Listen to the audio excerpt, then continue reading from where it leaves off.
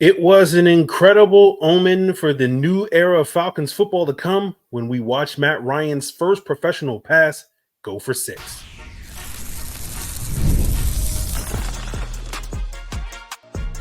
You are Locked On Falcons, your daily Atlanta Falcons podcast.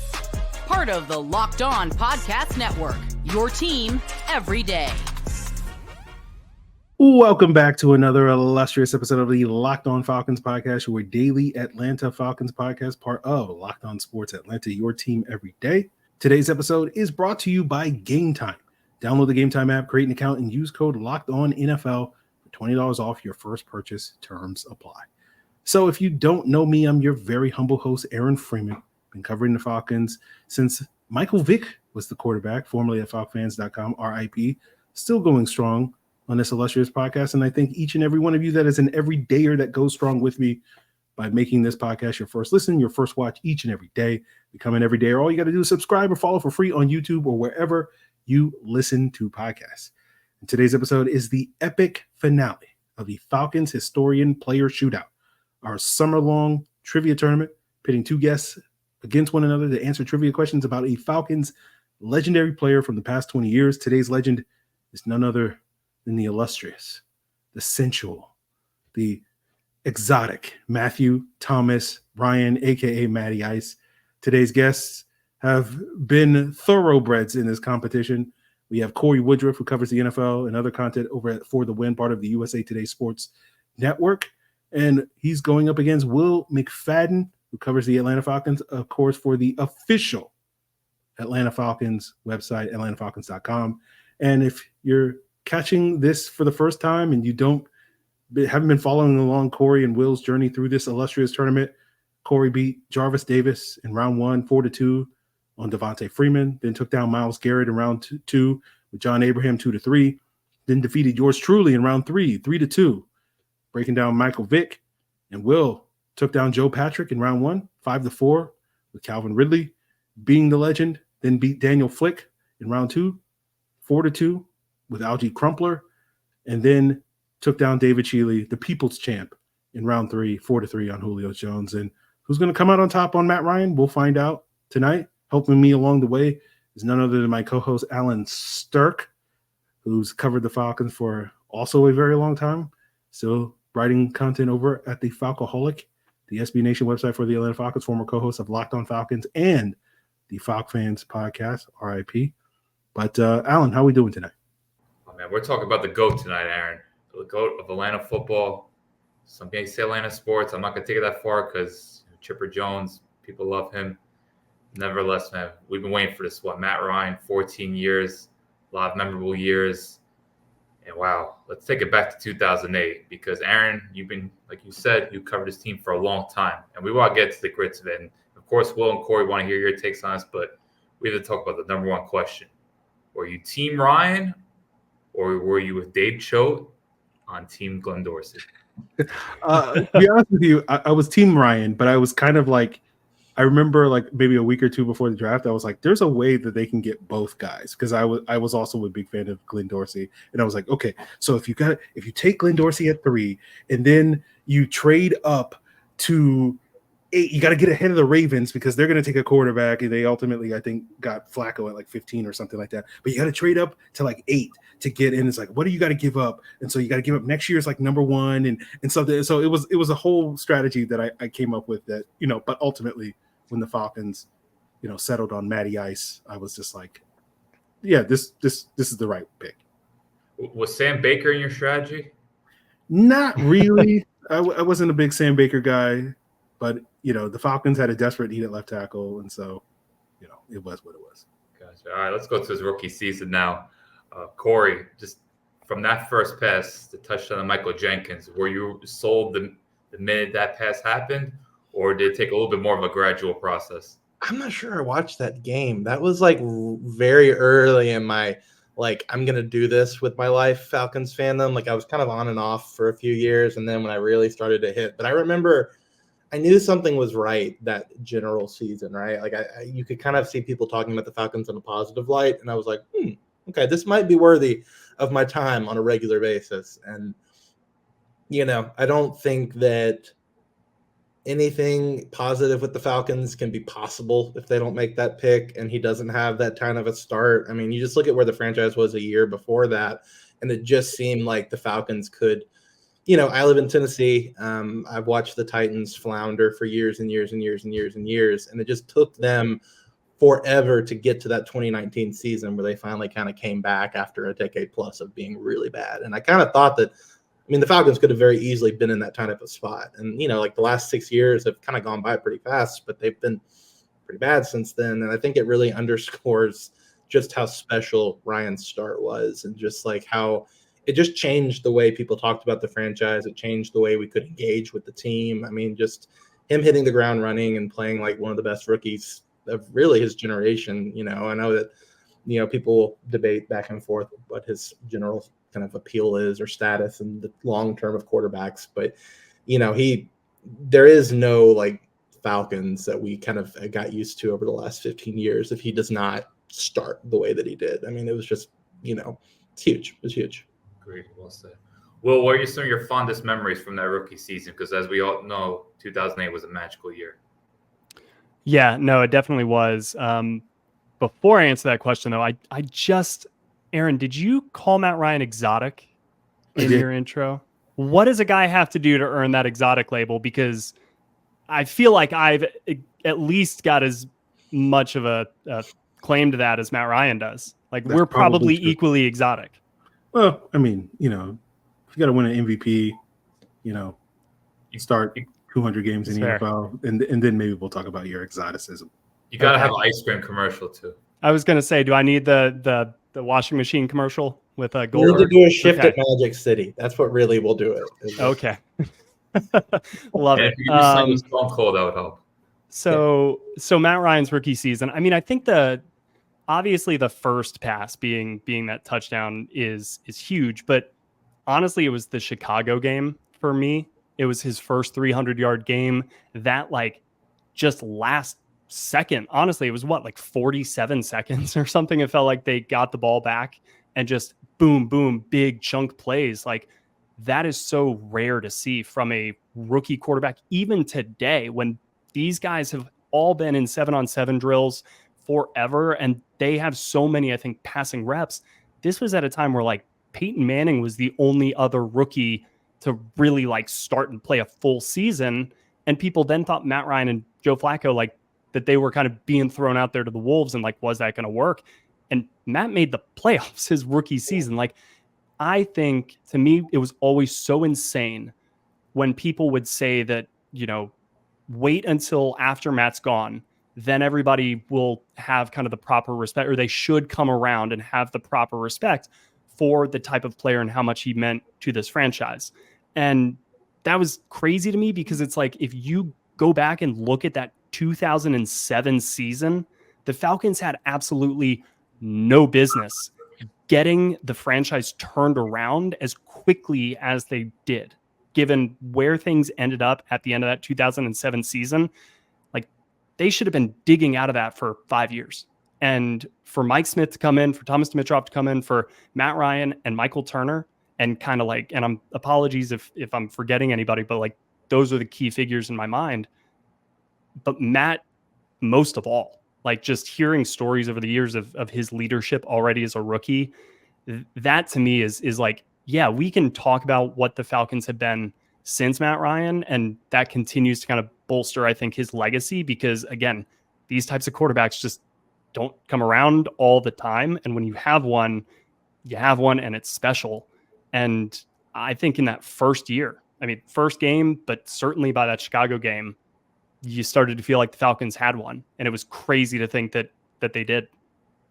Can't believe you forgot Justin Peele, Will. But, oh, God, I knew I was forgetting one. Thank you. Hard stock, man. Come on. Mike Mularkey, 13 personnel. We already know. We'll keep on naming some more random tight ends. No, not really, guys. Instead, we're going to talk about Matt Ryan's resiliency, his 2012 season, as well as his first playoff success. All are in store for you on today's Locked On Falcons, Falcons Historian Player Shootout. So you may be wondering, what are the odds for Kirk Cousins' first pass to be a touchdown with the Atlanta Falcons. And of course, if you head over to FanDuel.com, America's #1 sportsbook, you might be able to find out. And while you're there, check out something a little extra for you, because now through September 22nd, all FanDuel customers can bet $5 and get a 3-week free trial of NFL Sunday Ticket from YouTube and YouTube TV. And then with a YouTube TV base plan, you'll be able to watch every regular season Sunday afternoon out of market game. All you need is a Google account and a current form of payment, and you can cancel anytime. Just visit FanDuel.com/lockedon to download America's #1 sportsbook. It's a great deal for those of you that are out of market fans that just want to see what happens on Kirk's first pass. It's a great deal for those of you that are in market that want to see what everybody else's first pass looks like this upcoming season. And all you got to do is head over to FanDuel.com/lockedon, home of America's #1 sportsbook. But Aaron, looking back, just the early years of Matt Ryan, one of the biggest qualities stood out just how much he stood in the pocket. And while the offensive line was good, he still showed a great resiliency, great toughness. Because at the time, the Bucs were still kind of contending. The Saints were starting to come on, and even the Panthers were good. Like the NFC South, I thought it was very well balanced in the early years of that Matt Ryan era. What were some of the biggest takeaways when it comes to just seeing him? Maturation to a franchise quarterback. Well, I think Will kind of touched upon it, or Cory. I can't remember who said it. I'm already this is bad. Natty life, folks. We're sorry. But like whoever said it, that like the Falcons had no business being as good as they were in 2008, right? Because I think everybody went into that season being like, yeah, they're going to start a rookie quarterback, and that pretty much automatically guarantees like a 3 or 4 win season. That's just how it was back then. And the Falcons coming out of the gates and,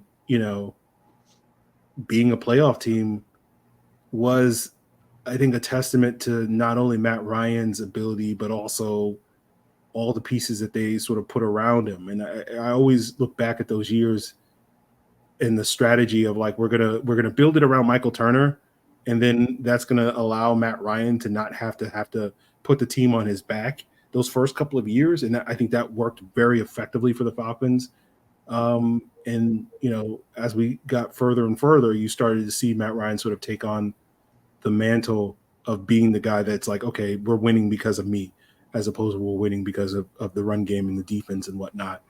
And, I think that leads to, I think, a lot of people, because we know how it ends. And so I think I've talked about this before on the podcast, like there's a lot of mythologizing about Matt Ryan's early career, because like we remember the first pass and we remember the highlights. We don't remember the sort of the highs and the lows. But I think it's kind of a testament to Matt Ryan's resiliency to kind of deal with all of those ups and downs. And, I don't know if that really answers your question, Allen, but like, dealing with some of the issues that he had to deal with early in his career, having some games where he threw a lot of picks and being able to bounce back the next week. That was one of the things that I always stood out to me with Matt Ryan. Like when he would have a bad game, he usually would follow it up with a very good game the next week. And so I think that's a testament to the resiliency. I think that's why the teams, they had winning seasons as well, and he was at the forefront of that. I want to take it to 2012. I think that was the kind of year where you saw a transformation in his game. Cory, what did you notice in 2012 where Ryan was playing at a borderline MVP level? It's interesting. He was playing much more confidently, and I think that's because it was probably the first year where the receiving core was like the beginning of like the pick your poison days, when people were kind of talking about, is it going to be Roddy? Is it going to be this Julio guy that's coming on strong? Will it be Tony? Is it going to be Michael Turner? Is it going to do a little shovel pass to Jason Snelling? Like you had all of these different weapons. You had Harry Douglas.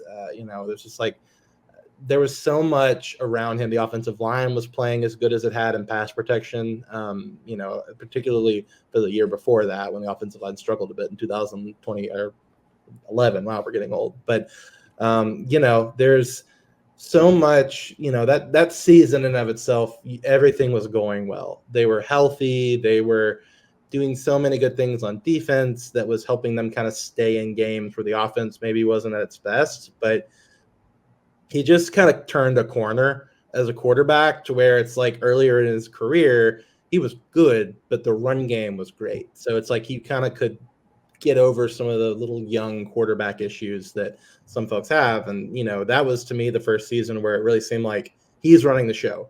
Like, it's his offense. He's the one that's making all these plays, and they got close. I mean, they probably should have gone to the Super Bowl that year. That Niners team was definitely good, but they just, they blew the lead. So, what's new? But yeah, that was such a special year. And that was like the first time where it really felt like Ryan had come into his own. And, I think that's what made those years between 2012 and 2016 so disappointing, was just because how well he was playing, even despite all the mess that was going on around him. But, everything, it's hard to have a season like that, as we know very well. So it was just fun to see that happen for the first time, where everything was going well. And he was the one that was kind of the engine driving a lot of what it was. Yeah, I felt like he just took a lot more command, but also he kind of proved as an athlete. I remember that year, like, Ryan took a more of an off-season initiative.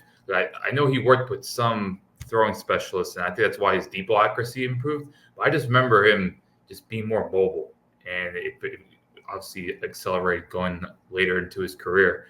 So I think that also helped, and just being more composed. And you could talk about the weapons, but there were games where, especially early part of the season, because obviously I think they started 8-0, if not 9-0, and the majority of those games he was just on fire.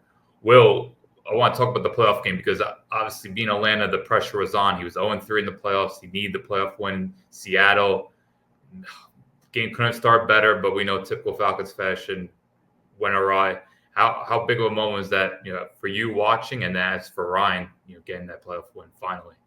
Yeah, I remember I was a sophomore at Georgia, and I walked outside of our house at halftime, and I called my dad, and I was just like, this is it. Oh my God. Like, can you imagine? Like, he's got it. Like, there's no way. This was before, I had kind of become maybe a little bit scarred to celebrating early, but honestly, Georgia has as much to do with that, as like that year was also that SEC championship game where they came up like on the 4-yard line and ran out of time. So that was the second time I'd ever celebrated early, only to not really see things follow through. So anyway, I just remember being so like confident in this team, because all season long, I mean, Matt Ryan was in the MVP conversation. If it hadn't been for Adrian Peterson and Peyton Manning, like having just incredible, not only seasons, but also off-season narratives that year, like Matt would have been talked about more, but he just kind of is a distant third, I think, in history. But that was, the first time that he really took that leap forward in his game. And I kind of, if anything, think that the fall off in kind of the later years, obviously injury, like Julio missing as much time as he did. But I kind of think that at that point in time, NFL offenses were still reliant on the run game. They had yet to divorce themselves, like not nearly as much as today, but even kind of like embracing that pass the way that the Falcons kind of did in 2016. And so I just think it was the decline of Michael Turner, and then moving on from Michael Turner and not really finding that workhorse running back those next couple of years may have had as much to do with it, because like you guys said, Matt picked up his play. So that like first playoff game kind of was a combination of everything that Matt Ryan did well. He started off fast in that game. He dipped a little bit, but honestly, like, again, his playoff resume is great, and he was really good in that game as well. And he came through in the clutch when they needed him most, right? And he delivered in quintessential Matt Ryan fashion, big plays at the very end of the game to put his kicker in position to make the kick, as he did so many times before. So it was kind of everything that you would want in a Matt Ryan experience. Right. And his rapport with Tony Gonzalez, I just want to mention this because talk about 2009, 2011 was good, but 2012 it went on a whole other level, and they really hit that group. Whether it was in the red zone, because I think Ryan hit a great touchdown pass to Tony in that game, but you saw on the final drive, and ultimately delivered the win that this franchise desperately needed. I know we want to talk about 2016, but Aaron, quickly, we got to talk about some of the dark years, 13, 14. Like, could we take positives out of those seasons from a standpoint where Ryan, could you say, built up more fortitude and just being in dire situations, or you kind of just erase those years and let's move on to 2016? I mean, if I'm being completely honest, I think those years did see some of the limitations with Matt Ryan, where it came to some of the stuff dealing with pressure and throwing from muddy pockets. I remember some games during that span. I can't remember if it was 13 or 14. Like I vividly remember a Packers game in those years. I think that was 13 at the end of the 13 season, where like there were some limitations that he showed in that game. But for the most part, it wasn't that Monday night game in 2014. Come on, that was that big game. We talked about this with Will last episode. I feel like I'm remembering. Was it 13 where Spoon had the pick six and like he was just almost struggling to breathe at the end of it? Or was it a fumble recovery? I can't remember. But I remember it was like a snow game in 2013 against Green Bay. Yeah, I think that's the game. Yeah, that was Monday night, right? No, that was 2014. They played 2 snow games against Green Bay, of course, but like back-to-back years. 2014 was a crazy Julio game. 2013 that was Jordy and Julio. Yeah.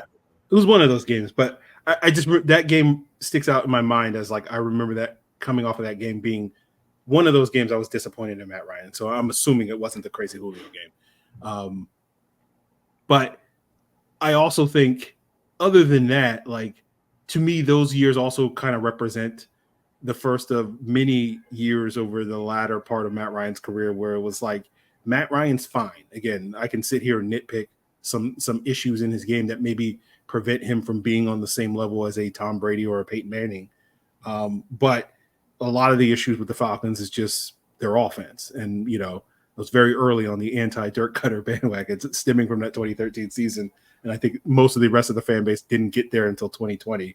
But, you know, that those years really kind of represent like, yeah, the Falcons, the structure of the Falcons is basically Matt Ryan and Julio Jones, and they don't really do anything else great from a schematic or a personnel standpoint to really maximize the talent that they have at those two positions.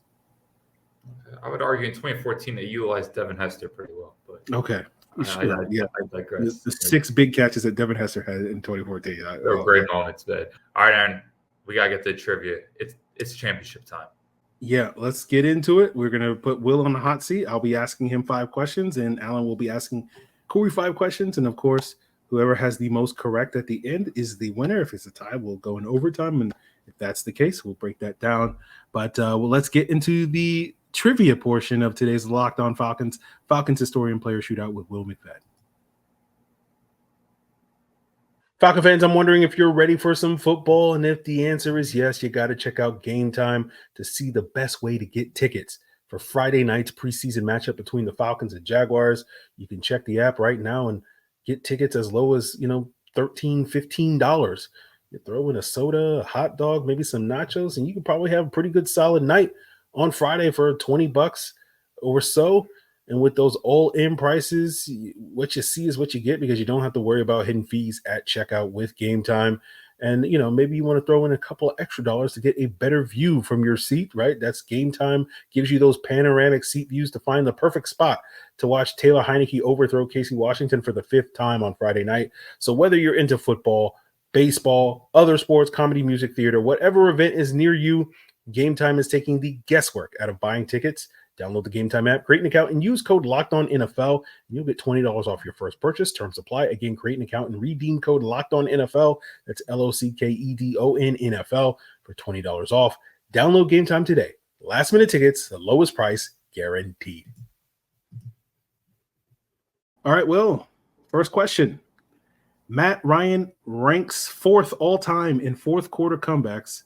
Which team suffered the first of those fourth-quarter comebacks? Ooh, that's a great question. I'm trying to think because they played. Shoot, I'm just gonna say it was Chicago because that's the first one I can that I looked up earlier. So how about that? That's your final answer? Yeah, that is correct. It was the Chicago Bears. I was certain they had one week 3 or something. So, number 2, Matt Ryan's only touchdown catch came on a Philly special in 2018? Who threw the ball and against which team did it occur? So I need the thrower of the football and the team that it happened against. The thrower, I want to say, is going to be Mohamed Sanu. No. I know it was the last week of the season against Tampa. But oh God, I can picture the play now. Yeah, because we had a great shot of this on our website. Sark / shining moment. Or was it? Damn it. I'll say Mohamed Sanu. So your answer is Mohamed Sanu against Tampa? Yeah. That is correct. Oh my. Okay. All right, cool. And number 3, in 2018, there was only one game where Matt Ryan threw a touchdown pass to each Julio Jones, Calvin Ridley, and Mohamed Sanu. Who was it against? New Orleans. The answer is the Carolina Panthers. I thought it was interesting that there was only one of those games. I was looking for a game where he threw a touchdown pass to Roddy, Tony, and Julio. That never happened. And so it was fascinating to me that But anyway. Yeah, the big threes. That's interesting.